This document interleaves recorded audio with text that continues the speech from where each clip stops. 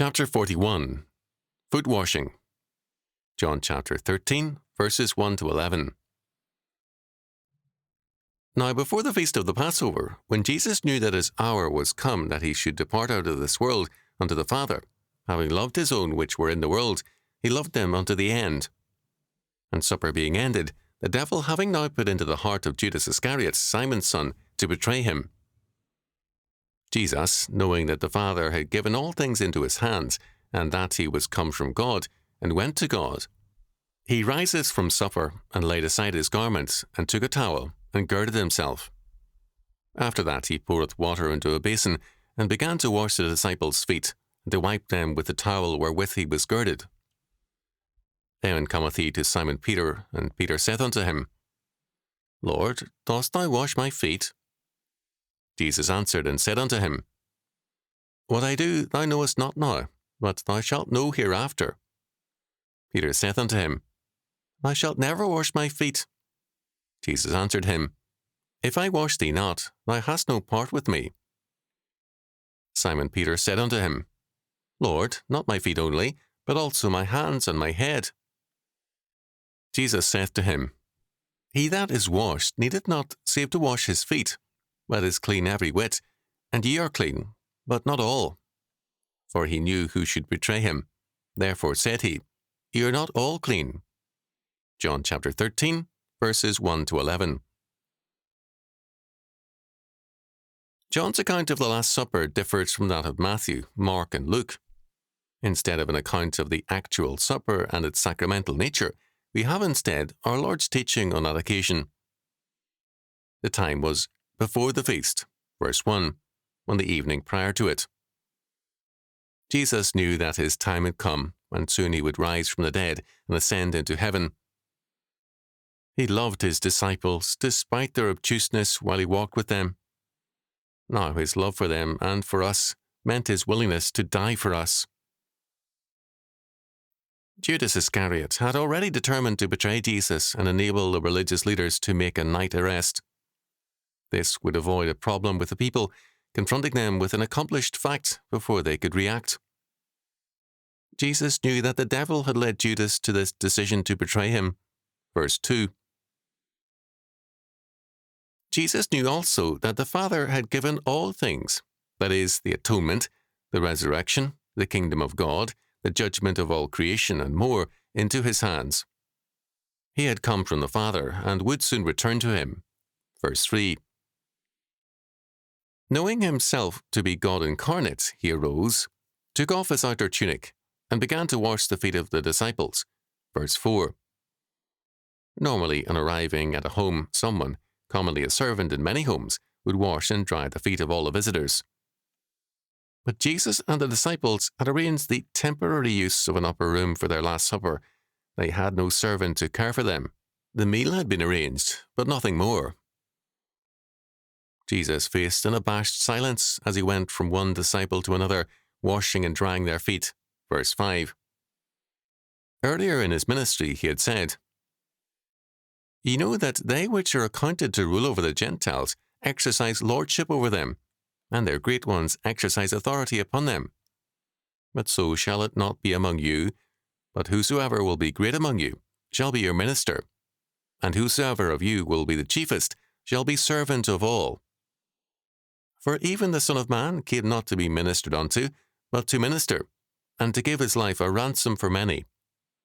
Mark chapter 10, verses 42 to 45. He was now demonstrating the meaning of this in very realistic terms. When Jesus came to Simon Peter, Peter protested, Lord, dost thou wash my feet? Verse 6. We have no way of knowing in what order the disciples' feet were washed. We do know that Peter did protest it.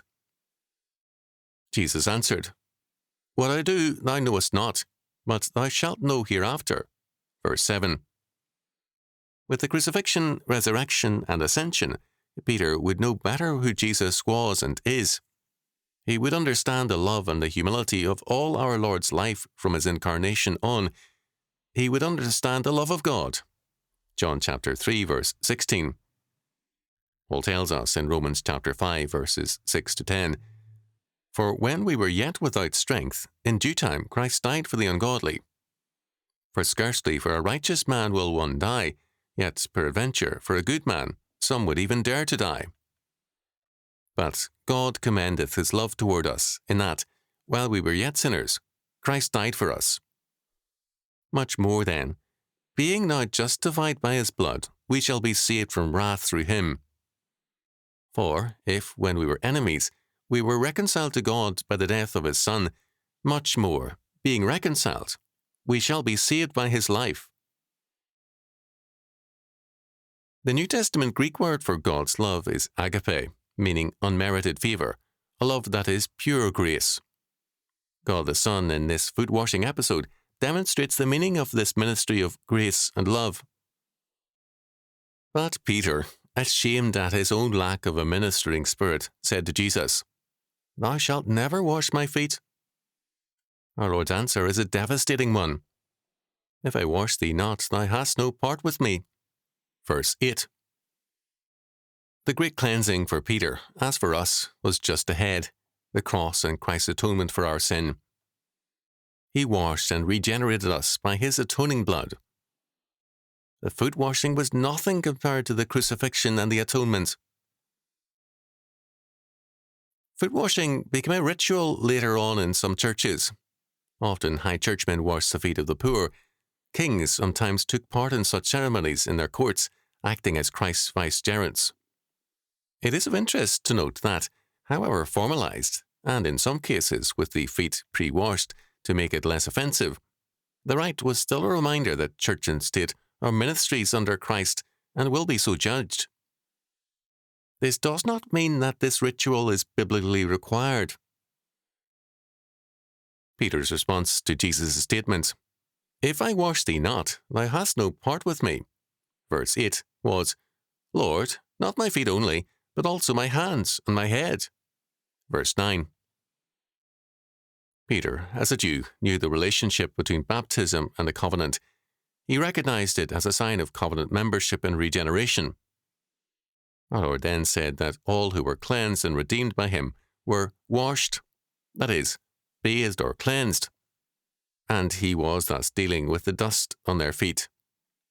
"Ye are clean, but not all," referring to the unclean or unatoned one, Judas, verses 10 and 11. Returning to verse 1, we are told that Jesus loved his disciples, and he loved them unto the end. Of this last phrase, Morgan observed, the words unto the end, eis telos, means to completion. It has been rendered beautifully, to the uttermost. This can mean that his love was dying for them, and it also refers to the completion of their lives in him. Peter, later in life, made, perhaps, an oblique reference to this episode in 1 Peter chapter 5, verses 2 to 5. "Feed the flock of God which is among you, taking the oversight thereof, not by constraint, but willingly, not for filthy lucre, but of a ready mind. Neither as being lords over God's heritage, but being ensamples to the flock. And when the chief shepherd shall appear, ye shall receive a crown of glory that fadeth not away. Likewise, ye younger, submit yourselves to the elder. Yea, all of you be subject one to another, and be clothed with humility. For God resisteth the proud, and giveth grace to the humble." Peter makes clear that all Christ's people must be ready to serve one another, be subject one to another, and be clothed with humility. The believer is not a spectator to the works of the clergy and its associates. We are all labourers in the vineyard.